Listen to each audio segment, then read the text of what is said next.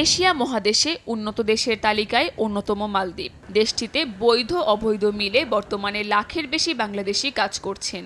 এই সংখ্যা প্রতি বছরই বাড়ছে। অবৈধ অভিবাসীদের বিরুদ্ধে মালদ্বীপ জুড়ে প্রতিদিনই চলছে বিশেষ অভিযান। আইন ভঙ্গকারী প্রবাসীদের সম্পর্কে অভিযোগ জানাতে স্থানীয়দের জন্য ডিজিটাল প্ল্যাটফর্ম চালু করেছে দেশটির সরকার। চালুর পর থেকে এখন পর্যন্ত এই প্ল্যাটফর্মে 1000-এরও বেশি অভিযোগ জমা পড়েছে।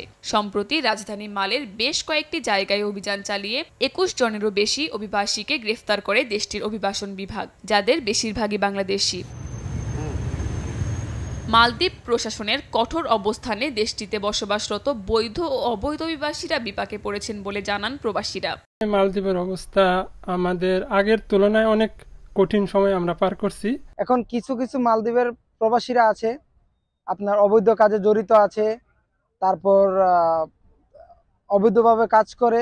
বাংলাদেশি লোকেরা প্রায় এই 2-3 বছর আগে তাদেরকে মাথার উপর করে রাখতো এই দেশের লোকেরা। এখন বাংলাদেশি লোক দেখলে তারা বেশিরভাগই খারাপ মাইন্ডে নেয়, নেগেটিভ সাইডটা নেয়। আমরা যদি একটু সচেতন অবলম্বন করি তাহলে আমাদের এত বড় একটা মালদ্বীপের সমবাজার সেটা আমরা রক্ষা করতে সম্ভব।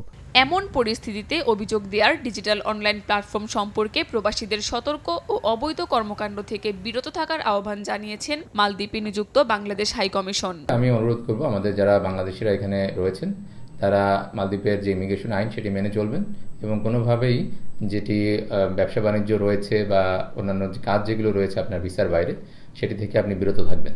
তাহলে আমরা এখানে ইমিগ্রেশন আইন অনুযায়ী চলতে পারবো এবং সুন্দরভাবে এখানে বসবাস করতে পারবো।